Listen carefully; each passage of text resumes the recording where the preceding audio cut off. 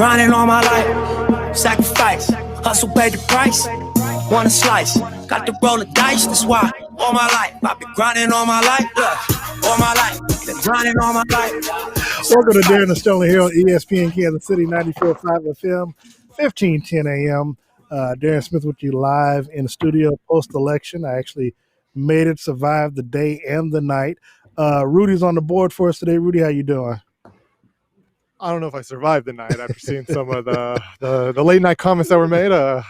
It's been a wild 24 hours. Well, America is still in one piece, thankfully. We're joined, of course, again by Mr. Steve Walls, who's sitting in for Sterling Home. Steve, what's going on with you? I'm good. I just had to smash a burger and fries real quick in under 2 minutes. I think I had to hold the world record for that right now. Oh no, you did smash it. Look, I couldn't go live because I was trying to make sure you got everything down before I hit that live button. Want to thank everyone for tuning in via social media, and of course, you can give us a call at 913-491-8255. That again, phone number is 913-491-8255. Coming up later. On the show, we'll be joined by Taylor McHargue, who was a 4-year starting quarterback at Rice University and the host of Bleav and SEC Quarterback with Josh Booty on the Bleav Podcast Network. We'll talk with him about something that I don't really like to talk about much, but we do. It's going to be some MU football. So I know Sterling wishes he was here now, but we'll talk some MU football as well as the SEC conference in general. But Steve, we got a chance to talk with Andy Reid, Patrick Mahomes, and a couple of rookie players, of course, Clyde Edwards-Helaire being one of them. What did you take away from the press conference that we had earlier today with Andy Reid? Of course, just for folks to know, Sammy Watkins did return to practice today along with L'Jarius Sneed, but Frank Clark sat out today, had a sore knee. So, Steve, what do you think from what our discussion with the Chiefs today? It was kind of a somber move for whatever reason, man. It just felt that way, Andy, I think last night might have something to do with it, Steve. I'm gonna give it a benefit of the doubt. Yeah, maybe, but Andy normally he's a little bit more, talkative, I guess, so to speak, on a Wednesday, midweek. But maybe it did have a little bit to do with it. But what I took from Andy is that they're moving right along. He was asked about Mecole Hardman and coming into his own, and I know we've talked about it, a lot actually about Mecole, and it's good to see Mecole actually getting some love and some praise, right? Because he hasn't been, and you talked about Sammy Watkins coming back, so we'll see how that goes. How much is Sammy going to play? Because right now this team is in sort of a rhythm, right? And so Sammy could be thrown off. I don't know, but hopefully he's able to stay healthy this time. We know what to say. The stats always seem to be better when Sammy is on the field. When he's on the field, the team seems to somehow perform better. I don't know how much better, 446, 5 touchdowns, no interceptions, Patrick can get with them coming back. But again, that just is just strength, iron sharpening iron. With the return of Sammy to that offense. See, one of the things obviously we want to look at this week, of course, this is the midway point of the NFL season. And it got me thinking, because what we pick preseason and then what we pick now may not be the same towards the end of the season. So I wanted to look at some midseason awards and get your thoughts. I'm building a little bit off of the conversation that we had a little bit yesterday. I kind of, limited to just 3 because that's how the NFL honors when they do it. They do it. So looking at midseason awards for MVP, have Russell Wilson from the Seattle Seahawks, Patrick Mahomes, obviously from the Chiefs, Tom Brady from the Tampa Bay Bucks. If you were on the red carpet handing out the award, who would it go to? Ooh, that's tough, man. It's tough. Well, I mean, I wouldn't. Tom Brady? No, probably not. I'd probably go with Russell Wilson, man. I mean, he's been pretty consistent. I can say that. He's been able to.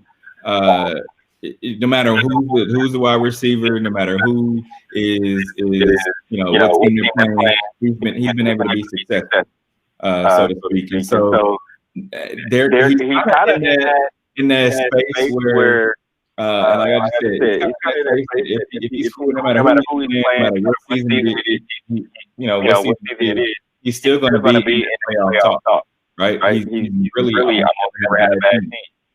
And correct me if I'm wrong, but Patrick Mahomes, it's Russell Wilson's MVP to lose, like I said yesterday. But if Patrick is able to, get those close to 5,000 yards and 50 touchdowns, I think he'll win. He's the face of the league, but if he's sitting in me right now, I would have to go Russell Wilson. Now, Patrick was my choice before the season, but right now, just building off the narrative of what's going on, I could see Russell doing it, but I would go with Tom Brady right now, only because he beat, even though he lost to Drew Brees to start the season off, just the expectations and how the Bucs have thus far, kind of lived up to expectations. Granted, they had a disappointing loss at Thursday Night Football against the Chicago Bears, but head-to-head against Aaron Rodgers or someone else who was in that MVP conversation early on, that defense forced him into a couple of pick sixes. I do like the way Tom Brady. Now, Monday night's game, I think, he led him to victory, so I'll just go with that. But right now, I would say Tom Brady. I would go Tom Brady, Patrick, and then Russell. I still think that the loss, because they've all got losses. I know Brady has 2. Patrick finally lost the game by more than 7 points, even though it was 8 points. And even in that game, he still had a good statistical game. Russell, in that overtime loss to the Arizona Cardinals, had three interceptions. I still, again, he's got 6 interceptions. Patrick only has 1. And I think about that when I'm looking at it in totality. But I'm not going to argue with you because they're all good. They're all good picks, nonetheless. Defensive MVP, Aaron Donald from the Rams. We got Myles Garrett from the Cleveland Browns and Carlton Davis of Tampa Bay. Ooh. Man, good stuff, man. I would have to go with Myles Garrett, man. He's didn't play last year. He didn't finish off the season. Oh well, that's his fault. But that's his fault for that one. But yeah, he's been disruptive this year, man. And I just like how his game is come together. He's been the leader on that Cleveland Browns defense. I know that isn't saying much, but I just like how his game is. Now, Aaron Donald, he hasn't been the Aaron Donald that we saw 2 years ago. He just hasn't. And I don't know why that is. Maybe it's just the team chemistry or what, but he just hasn't been that dominant force that he was with 2018. Well, I would not really argue the Myles Garrett because statistically he and Aaron Donald are tied for first in the league with 9 sacks, 9 quarterback sacks. However, I'm going to give it to Carlton Davis. I know it's a name that people aren't familiar with, but he's tied for the league lead in interceptions with 4, but he's also the catalyst of that Tampa Bay defense. That's been pretty much the thing that has gotten Tom Brady to a 6 wins, and he was instrumental in that game that caused Aaron Rodgers to look as badly as he did.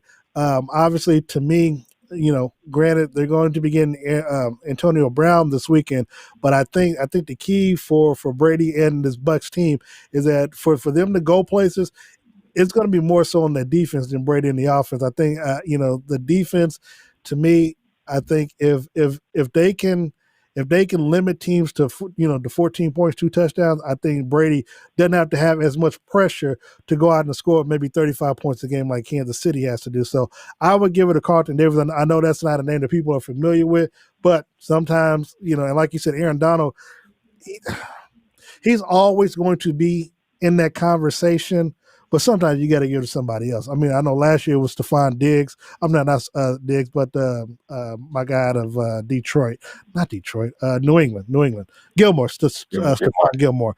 Rookie of the year. Now, this is going to be a good one. Clyde Edwards-Helaire, Joe Burrow, or Justin Herbert? Ooh, I know everyone wants to talk about Justin Herbert getting it, but I like Clyde. I like Clyde in that conversation, man, just because Clyde right now is ranked 3rd in rushing yards as a rookie. on a team that doesn't really run the ball, so to speak. I mean, they've had to the past couple weeks until before last week, but on a team that offensively in the past they really haven't run the ball that much. Where they've had 1,000. When's the last 1,000-yard receiver at the Chiefs? Did Kareem? I don't think Kareem got 1,000 yards. And did he get it? Did he get that? Yeah. So and that was what 3 years ago? 27 years ago. Yeah. So I would have to go with Clyde. I mean, he's and then with the new addition of Le'Veon, if Clyde is able to get 1,000 yards out of this season, 1,000, probably 1,100. He's on pace right now for I think 1,200 yards.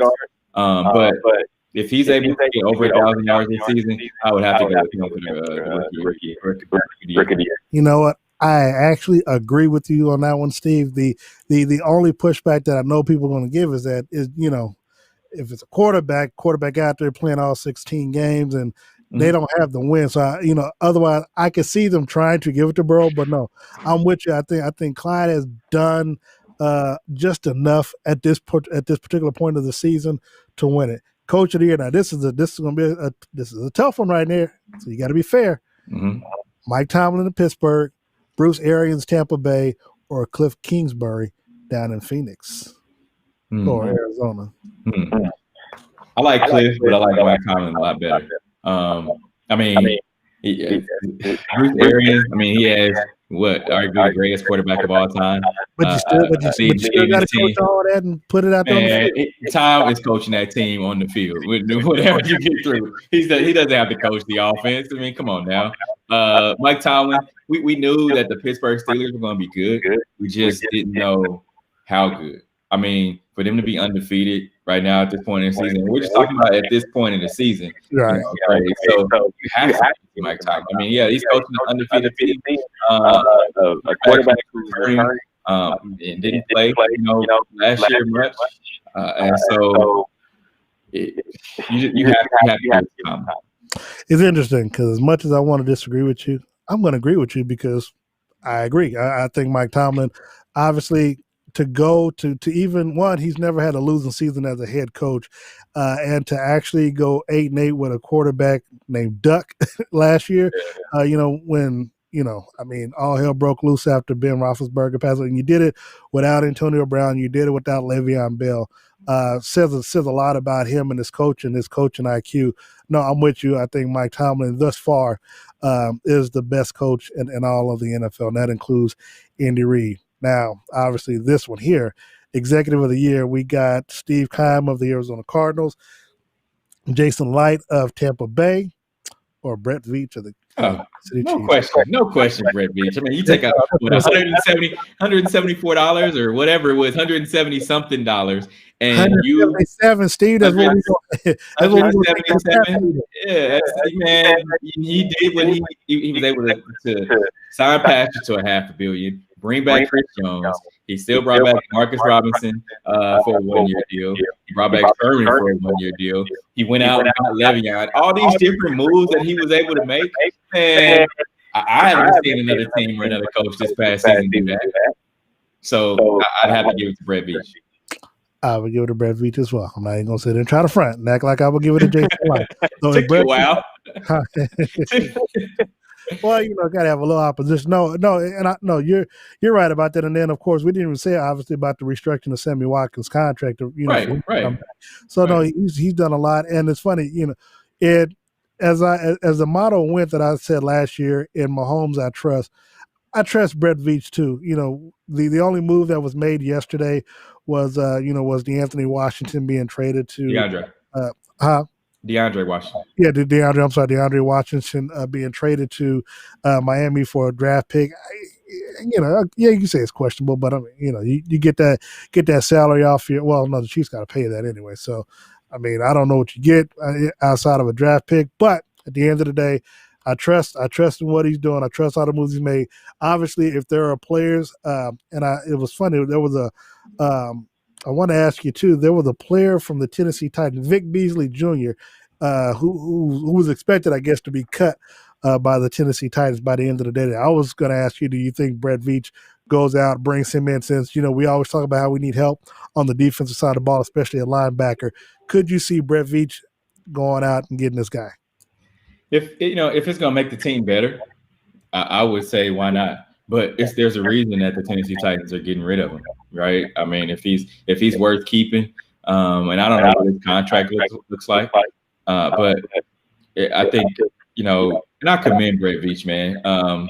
Just not only being able to, if there's a guy that's out there that he wants to go get and that fits with the team and can mesh well with the team chemistry, I commend him for wanting to get that guy. I mean, he's to think about it like this: he's a likable guy in that locker room as well, and he's not even a player, but the guys look at him as a good person to be around. I mean, all the guys, he's relatable, for lack of a better word, so young, he's one of the youngest general managers in the NFL. And I think that's why he's able to, bring besides Patrick, he's and also Andy, but that's one of the reasons that these guys, like Brett Veach that much, because what his word is kind of his bond, right? He said he's going to do whatever he can do to make this team better. And I don't know how you can do that after a season like last year, but he was able to do it. He has done that.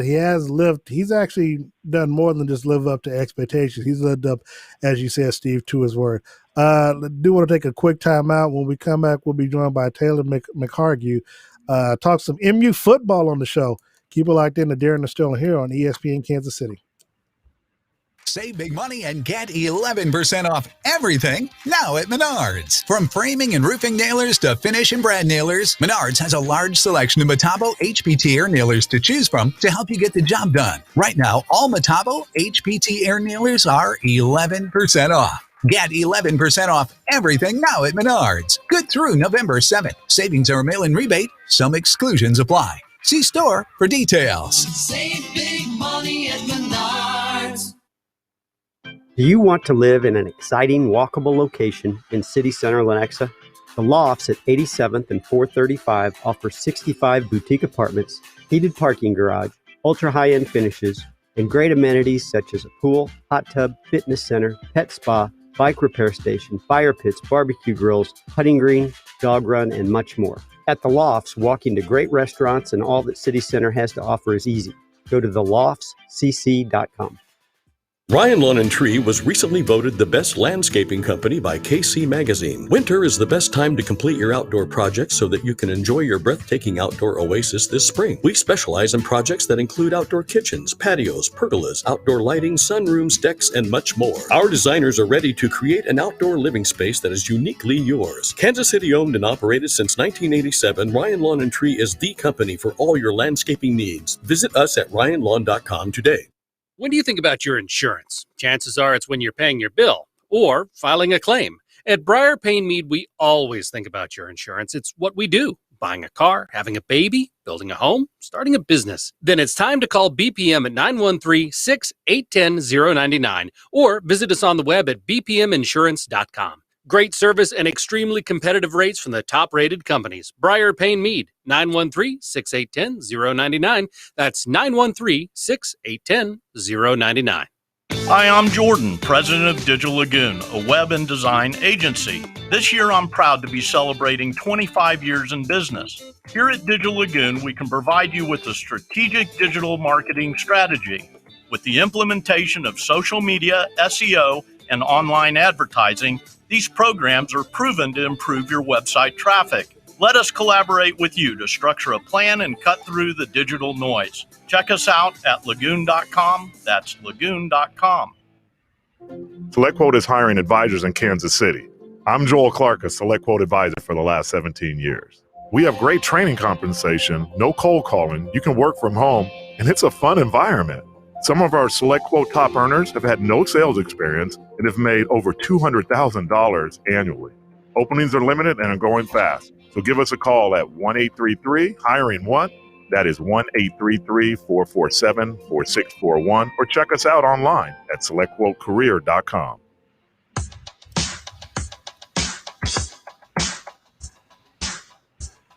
Welcome back to Darren Sterling here on ESPN Kansas City, along with Mr. Steve Walls, who is again sitting in for Sterling Holmes. On the line with us, we have Mr. Taylor McHargue, a 4-year starting quarterback at Rice University, and he is the host of Bleav in SEC Quarterback with Josh Booty. And you can listen, of course, to that on the Bleav Podcast Network. Taylor, good afternoon to you.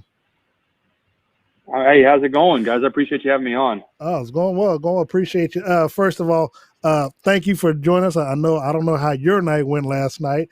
With all the craziness that went on with election night, but I want to thank you so much. But I want to jump into things and just get things going with the Mizzou Tigers. One, have they lived up to expectations? All things being equal, right now. I know they're 2-3 on the season. They're third in the SEC, but what have you seen from the Missouri Tigers thus far this season, and how do you think they've handled things? Of course, they had a game that was postponed against Vanderbilt earlier in the season because of COVID. But how do you think this team is looking thus far this season?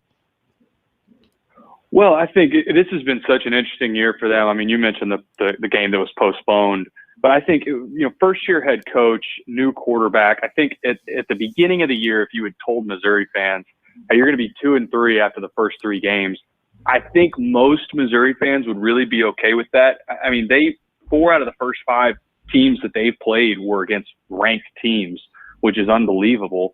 Missouri's been dogs in all of these games. I mean, they haven't been favored in any of them. And so to get that win over LSU, I thought was huge.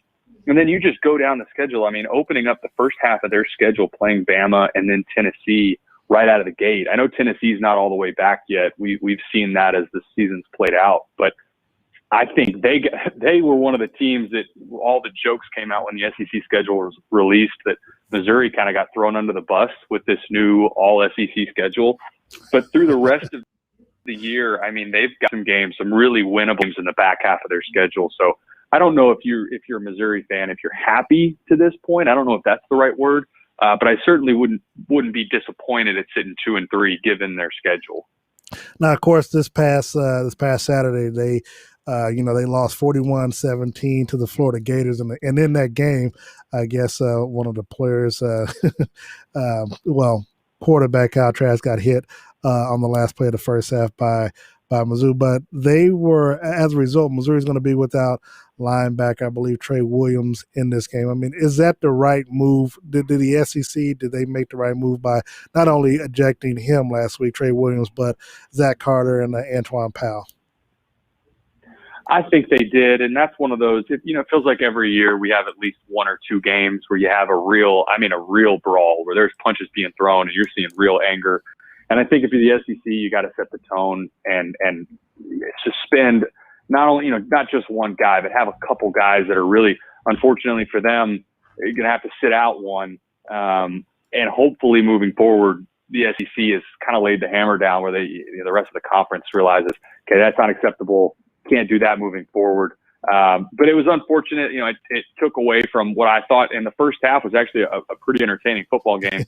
And then that became the storyline. And then it really became about Dan Mullen, who his antics at halftime and then coming out and after the game in the Darth Vader outfit. It was just it was all bizarre from halftime on. But I know both of these teams are ready to put all that behind them. All right, we're joined by Taylor McHargue, the 4-year starting quarterback at Rice University, and also the host of Bleav in SEC Quarterback with Josh Booty on the Bleav Podcast Network. Steve, go ahead. Hey, Taylor, Steve Walls here. I have a question for you. And kind of want to switch gears to talk NFL a little bit. Darren posed this question earlier to me. If the season ended today, who would you say would be your NFL MVP quarterback? Would it be Tom Brady, Patrick Mahomes, or Russell Wilson? Those three guys. Yeah, I got to go Russell Wilson. And the biggest reason, the other 2 guys that you mentioned are playing at a high level. And what Tom Brady's doing at his age, 42 or 43, is unbelievable.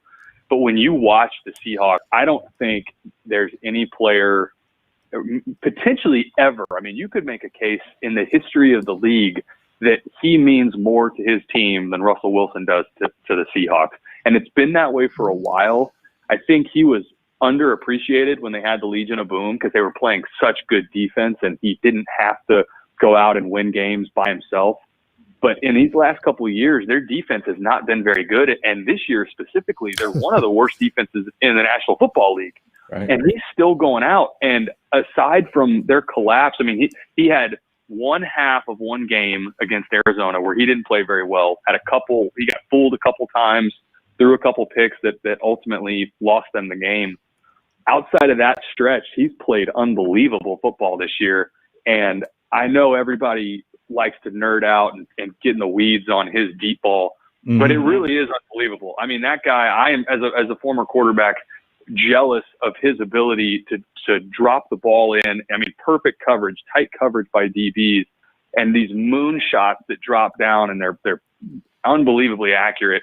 I can't say enough about his performance, not only this season, but in the past few years. And so with those guys, I think he should be, I mean, to this point in the season, he would be my MVP. Taylor, I can't believe you did this to me.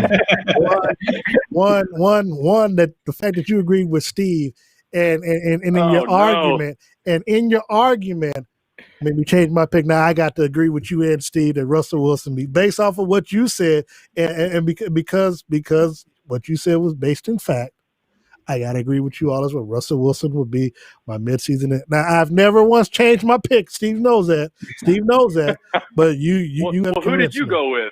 I went with Tom Brady, actually, because of the narrative. And trust me, I have Patrick Mahomes winning it for the season, but at the moment, I'm just thinking because of the expectations of what Tampa Bay was last year when they were 7-9, they've already got 6 wins, in the first 8 games. And I know you say, yeah, it's Tom Brady, but you still got to bring Brady in, new offense. Granted, it's kind of morphed into what Brady ran in New England. You add Gronk, and then of course with the injuries to the wide receivers left and right, and then you bring in Leonard Fournette, Ronald Jones, all that has to mesh. And as Steve said earlier, I know you went on, but as Steve said earlier, that Brady is the quote unquote coach on the field. So looking at all that, and then going head to head against Aaron Rodgers, you kind of knocked him out the MVP conversation. And so that's the reason why I had it, narrative wise, everybody thinking that Brady, being 43 is too old and out of date. And of course, the Bucks and the Chiefs are my Super Bowl teams. And so the fact that they're 6-2, kind of makes me look good too.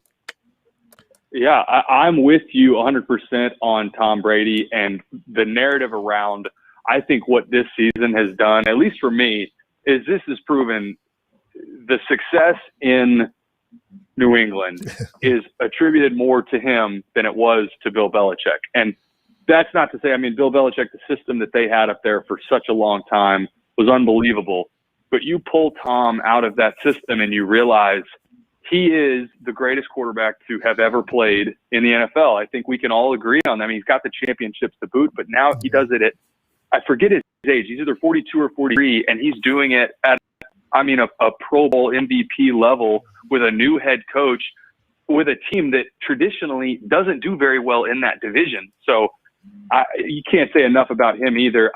To this point in the season, I think Seattle is asking Russell to do more for them than Tom is for the Buccaneers.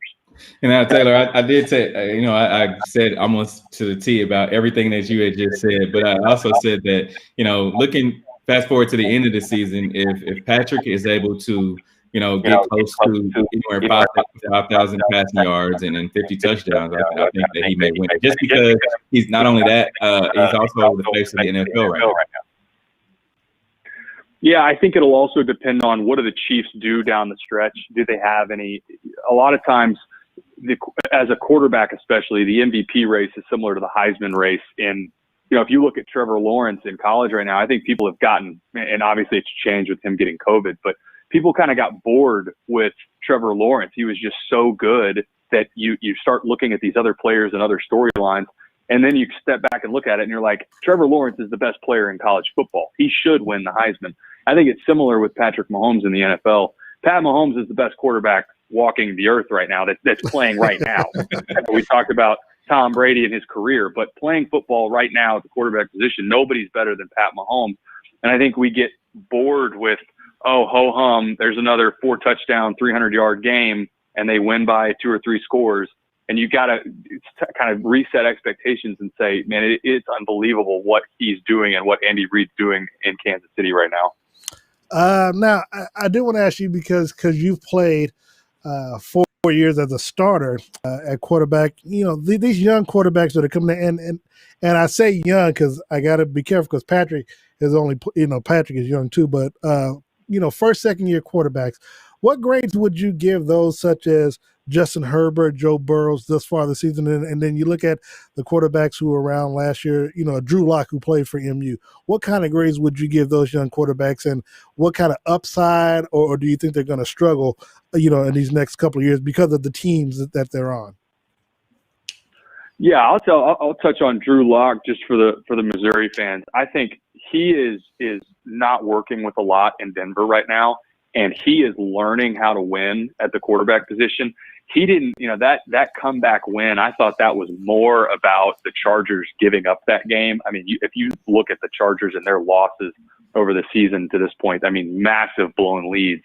But those are the type of wins that you have to have early in your career if you're Drew Lock to get that experience. I think he still can be a middle tier starter in the NFL that you can have, that you sign for another deal, but he's got to show it this season. I think this is really the last opportunity. If he struggles this season, they're going to move on from him in Denver. If you look around the league, though, I think Joe Burrow has nothing around him, and Cincinnati's already bought into him. I mean, he's kept them in games early on. I think he's been fantastic.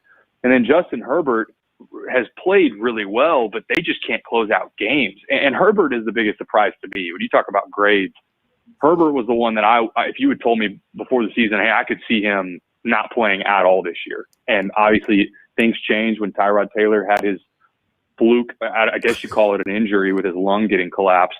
But he's the one. Herbert has been the biggest surprise to me. And then for Tua, we just don't know yet. I mean, they got the first win, but it was bizarre. He didn't throw for 100 yards.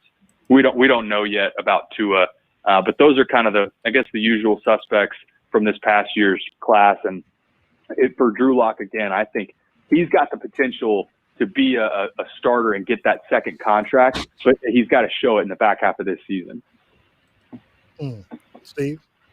Yeah, I've been saying, man, Drew Lock, I'm a Drew Lock guy, man, and I definitely think that he's going to be. And I agree, if he doesn't show it in these next 8 games, they're going to move on from him. But I still think that he has what it takes to be an NFL quarterback, a starter in this league on someone's team. It's just the thing about Drew is, like you said, Taylor, he just doesn't have enough, around him to be successful. And sometimes that's not, look at Sam Darnold with the Jets. I still think Sam Darnold's a good player, but I was just about to ask you it's more than likely, it's more than likely they're going to, unless something drastic happens, they're going to end up with the number 1 pick, and they're going to take Trevor Lawrence, and that'll be the end of his time there. And who knows what happens elsewhere. Where you get taken as a quarterback, almost more than any other position, I would argue, where you get taken has so much to do with your success. There are very few sort of generational talents that can overcome being on bad teams and stick around. If you're a first-round pick and you're on a bad team, guess what? You become a bad quarterback in a lot of people's eyes. If you're not winning games and you're struggling and there's not pieces around you, all of a sudden that starts to fall on your head.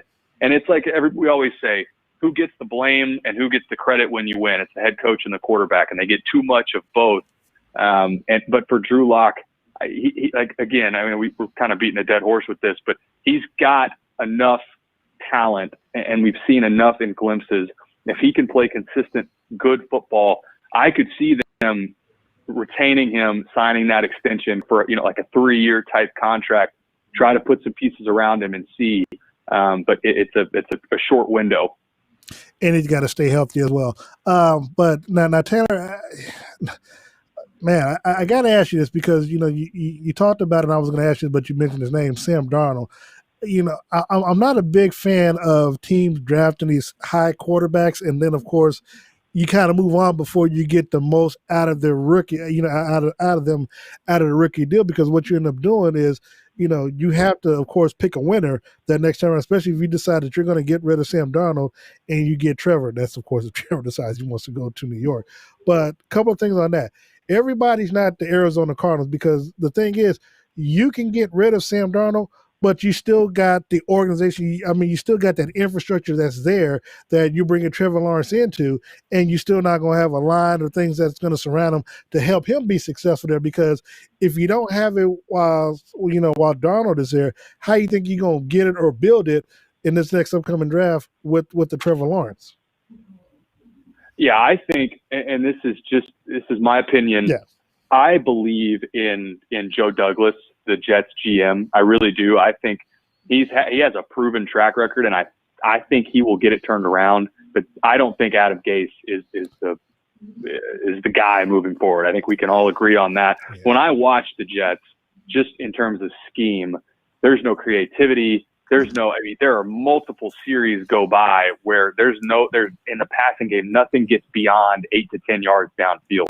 And it is excruciating to watch because you're limiting. I get they don't have very many playmakers right now, but you're not even giving them a chance. These guys, you're seeing the Jets. They got safeties playing at 8 or 9 yards. They've got 7, 8 in the box, and they're daring you to throw it downfield, and they just can't do it right now.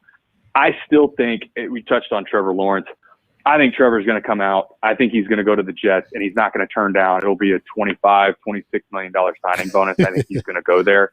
But for the Jets long term, it's like we talked about, coaches and GMs, they're tied together a lot of times. Joe Douglas is going to get one more shot at this with Trevor Lawrence, and if you can't win with him, the national perception is going to be, well, if you can't win with that guy, then you're not going to be able to win with anybody.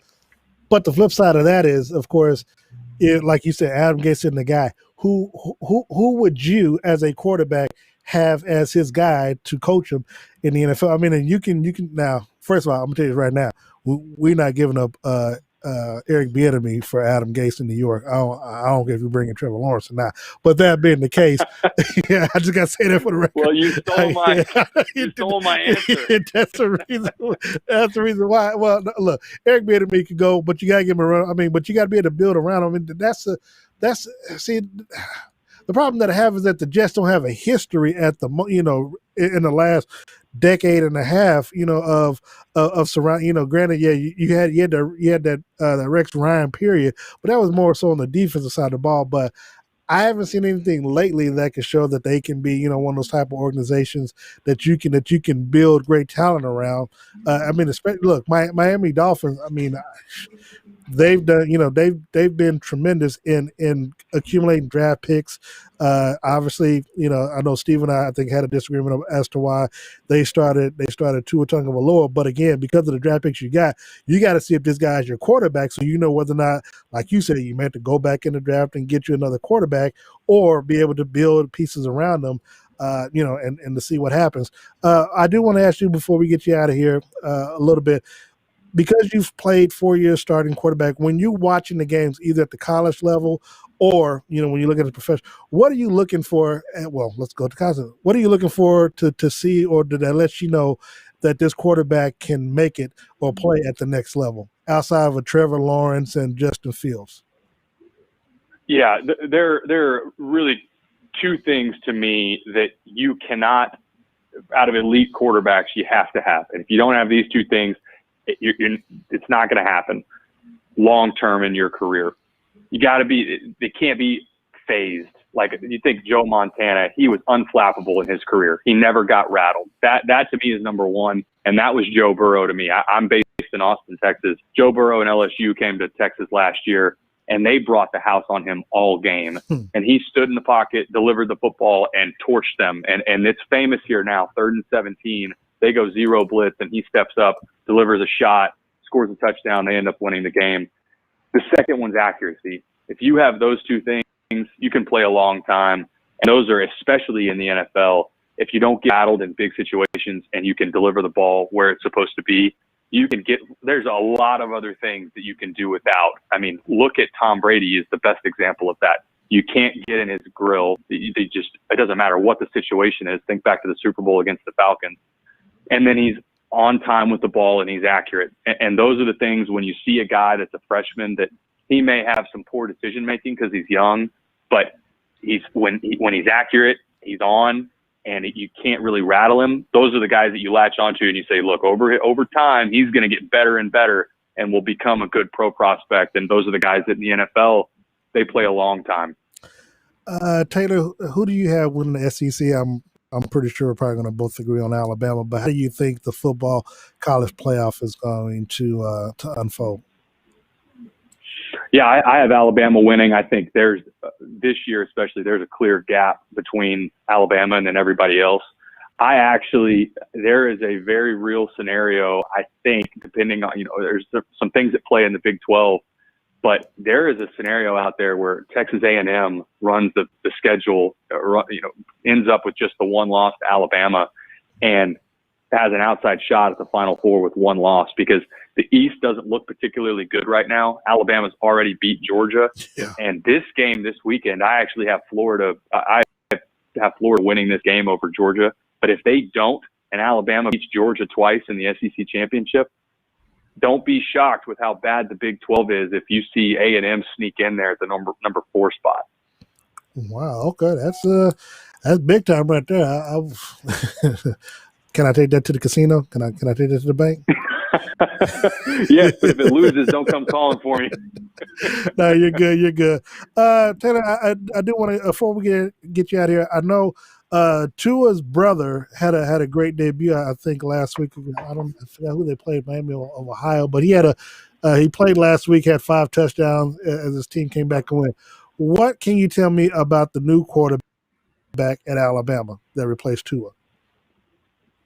Yeah, Mac Jones has played lights out and has exceeded mine for him. And what's interesting is, and I said this on our podcast on SECQB, he is the first guy that they've had there in a while that just looks like a dude. He just looks like he came out of one of the fraternities and is like, oh, by the way, I'm going to drop 400 yards on your head this week. But he's what we talked about earlier with accuracy. That guy is on time. He gets the ball where it needs to be, and I've been really impressed with his decision making.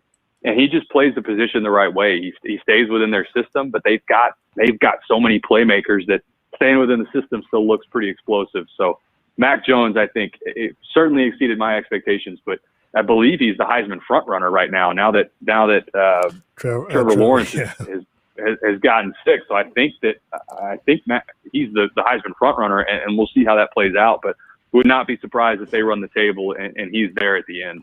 Taylor McHargue, how can people get a hold of you on social media if you're active on there?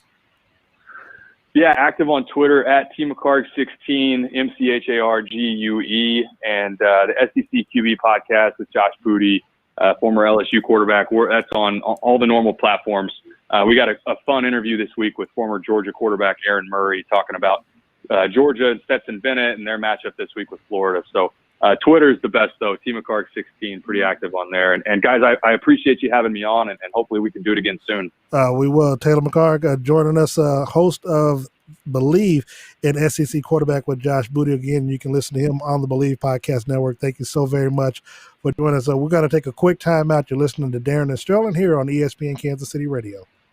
In these crazy times of COVID-19, it's never been more important to support local charities like Giving the Basics. Giving the Basics helps over 250,000 people per month by supplying them with soap, shampoo, deodorant, cleaning supplies, and other everyday hygiene items that are so important.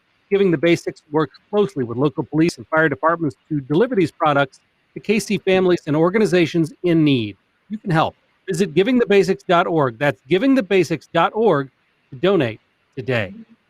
Our standards are the highest I've ever seen in the business, and I've been in this industry my entire life. That's jewelry veteran Robert Violante at Diamonds Direct, talking about how only the best of the best diamonds make it to the Diamonds Direct showcases. We start by selecting the very best rough. We cut it, polish it, and then take the top 15 to 20% and offer that to our clients. That mine-to-showroom concept allows Diamonds Direct to offer superior quality for less. One thing that always surprises clients is how much further their budget will go with Diamonds Direct. They made may have been looking at a 1 carat somewhere else for what they were hoping to spend. Well, at Diamonds Direct, you could get a 1 1/4, sometimes a 1 1/2, and it's really amazing. And then there's the after the sale commitment from Diamonds Direct, a promise to stand by that jewelry for life for free. Once you become a Diamonds Direct client, you're our customer in our family forever. We take care of your ring for life for free. You never pay for any service. Anything you ever need done, we take care of free for life. Diamonds Direct, your love, our passion. At 119th and Road. At Central Bank of the Midwest, we are focused on building strong communities across Kansas City. I'm Bill Ferguson, President and CEO. Our strong roots began more than 100 years ago in the heart of the Midwest and continue today across 5 states and 67 communities. Central Bank of the Midwest brings you the best of both worlds. A strong community bank with the resources and technology to deliver a legendary banking experience. Central Bank of the Midwest, strong roots, endless possibilities. Member FDIC, equal housing lender. Did you know on average, people only review their insurance plans once every 4 years?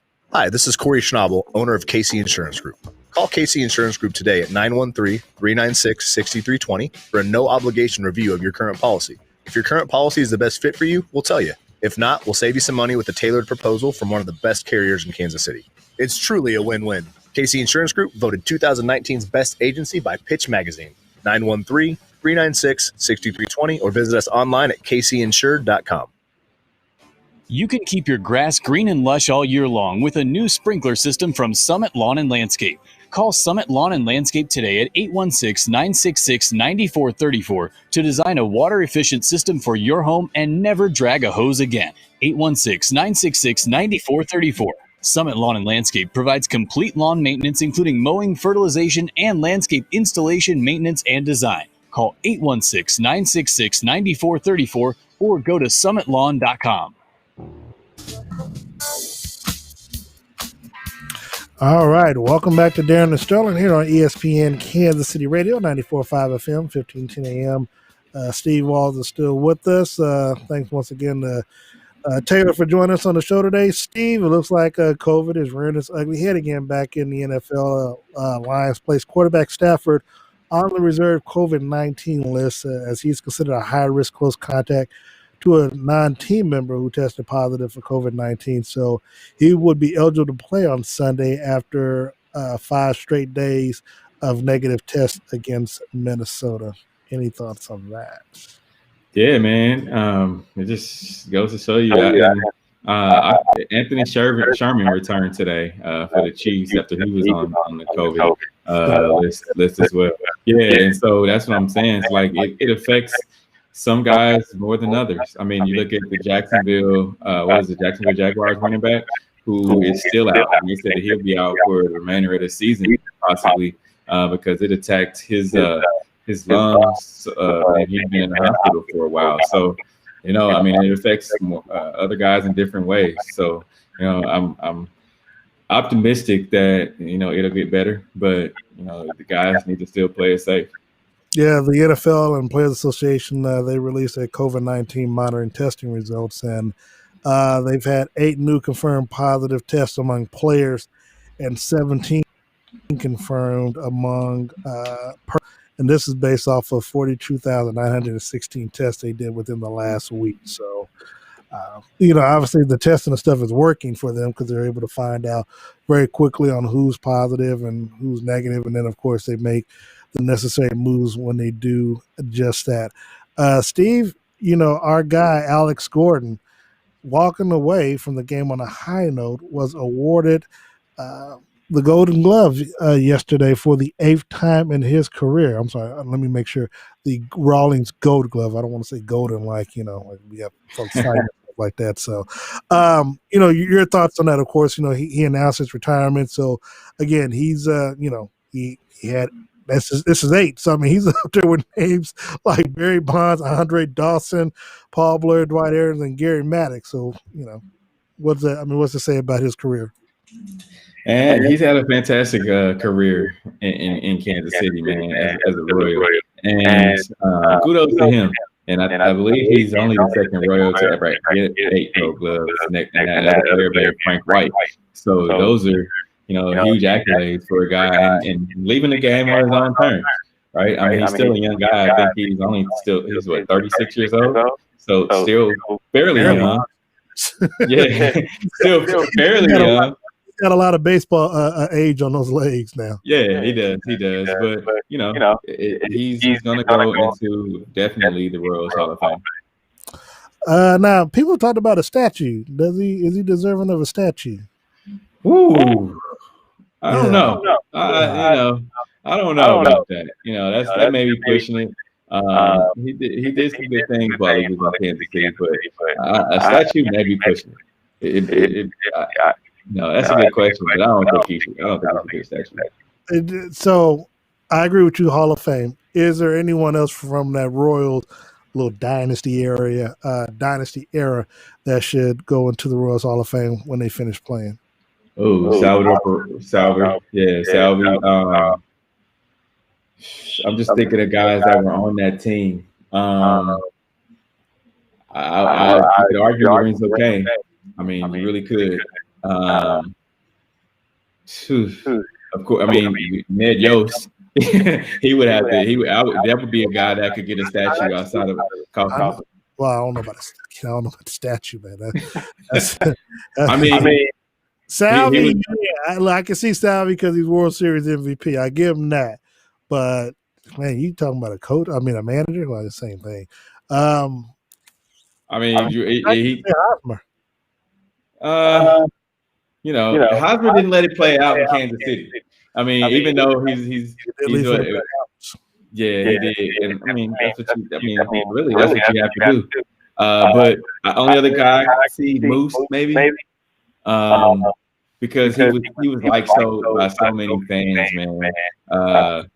If I had to rank them, I would say Salvi, probably Gordon, and then Moose, maybe. I mean, the one thing I do like about Royals Hall of Fame and numbers being retired is that they don't have that many. I mean, and you would think they've had a lot of great players over the years. Now, unless I'm wrong, but I'm just going off of what I see when we're out there at the stadium because, they've had a lot of, to me, I thought they've had a lot of great, most of them, 80s and 90s. And then, of course, they had that big drought from, in the 2000s up until they start, making the playoffs. The Royals, I just. I mean, who would you say? Who would you say would deserve the statue? Statue. Well, hold on. Who has a statue out there now? And I mean, of course, George Brett, I believe. There's a few other guys. White and Hauser. Frank White, yeah. Frank White. Yeah. Well, I ain't gonna lie. I grew up. I like Brett Saberhagen, but for the people who don't know, I thought he was good. I thought now whether or not he's deserving of a that's tough.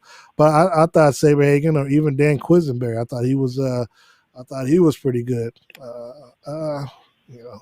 Obviously, if his career could have played out and he didn't have that injury playing football, I'd say Bo Jackson had he had a full career with the Royals, that would have been nice. But that's all wishful thinking.